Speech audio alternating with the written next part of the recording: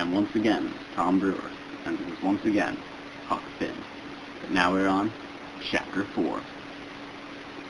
Well, 3 or 4 months run along, and it was well into the winter now. I'd been to school most all the time. I could spell and read and write just a little, and could see the multiplication table of 6 times 7 is 35. And I don't reckon I could ever get any further than that if I was alive, live forever. I don't take no stock in mathematics anyway. At first I hated school, but by and by it got so I could stand it.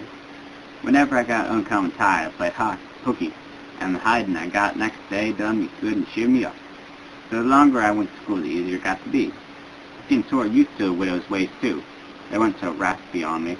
Living in a house and sleeping in bed pulled me pretty tight mostly, but before the cold weather I used to slide out and sleep in the woods sometimes, and so that was a rest to me. I liked the old ways best, but I was getting so I liked the new ones too. A little bit.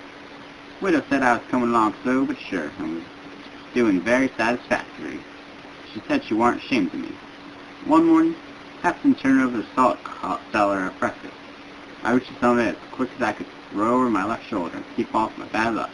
Miss Watson wasn't heading me in. Crossed me off, she said. "Take your hands away, Huckleberry. What a mess you're making." The widow put a good word for me. That weren't going to keep me off the bad luck. I knowed that well enough. I started out after breakfast, feeling worried and shaky, wondering where it was going to fall on me, and what it was going to be.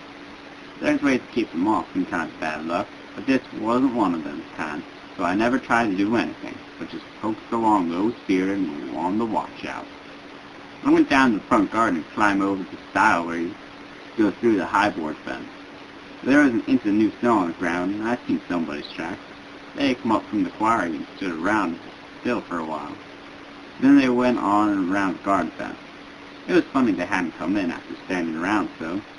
I couldn't make it out. It was very curious somehow. I was going to follow around, but I stooped down and looked at the tracks first. I didn't notice anything at first, but next I did. There was a cross and the left boot heel made a big nail. Keep off the devil. I was up in a second, shining down the hall.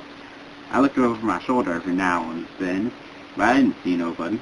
I was the judge back as quick as I could. He said, "Why, my boy, are you all out of breath? Did you come for your interest?" "No, sir," I said. "Is there some for me?" "Oh, yes, $1 and oh, yes, half yearly as in last night. Over $150. Quite a fortune for you. You'd better let me invest it along with your $6,000, because if you take it, you'll want to spend it." "No, sir," I said. "I don't want to spend it. I don't want it all, nor $6,000 neither. I want you to take it. I want to give it to you. $6,000 and all." He looked surprised. Couldn't seem to make it out. He says, "Why, what do you mean, my boy?" I said, "Don't you ask me no questions about it, please. You'll take it, won't you?" He said, "Well, I'm puzzled. Is something the matter?" "Please take it," says I. "Don't ask me nothing. Then I won't have to tell no lies." He studied a while and says, "Oh, I think I see. You want to sell all your property to me, not give it. That's the correct idea." They wrote something on paper and read it over and said, "There, you see, it says for a consideration. That means I bought it off you and pay you for it. Here's $1 for you. Now I sign it." So I signed it and left.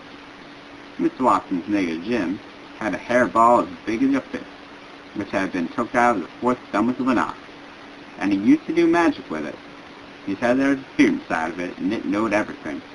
So I went to him that night and told him Pap was here again, for I found his tracks in the snow.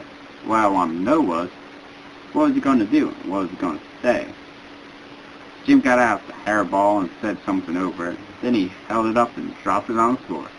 It felt pretty solid, and it only rolled about an inch. Jim tried it again, and then another time, and it acted just the same. Jim got down on his knees and put his ear against it and listened. Well, it weren't no use. He said it wouldn't talk. He said sometimes it wouldn't talk without money.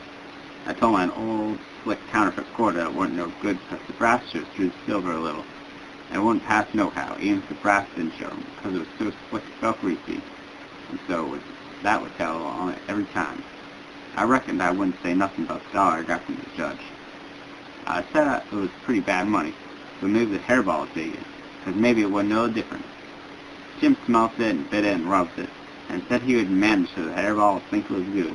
He said he would split it open and raw iced potato, and stick the quarter in between and keep it there all night.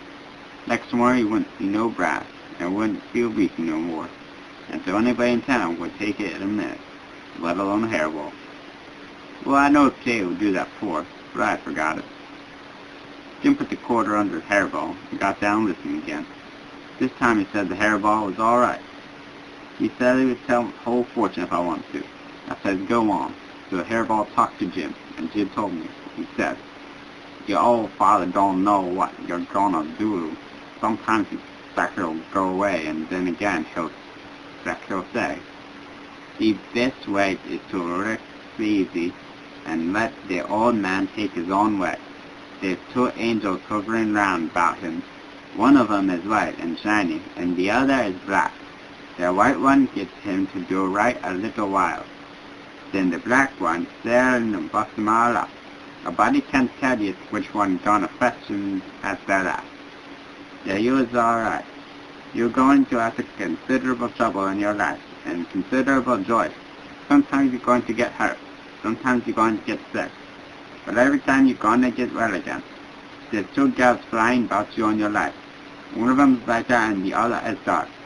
One is rich, the other is poor. You're going to marry the poor one first, and then the rich one by and by. You want to keep away from the water as much as you can. It don't run no risk, because it's down in the bills that you're going to get hung. When I lit my candle and went up to my own room, that night there sat Pat, his own self. This has been once again Tom Brewer, reading Huckleberry said. Have a good day.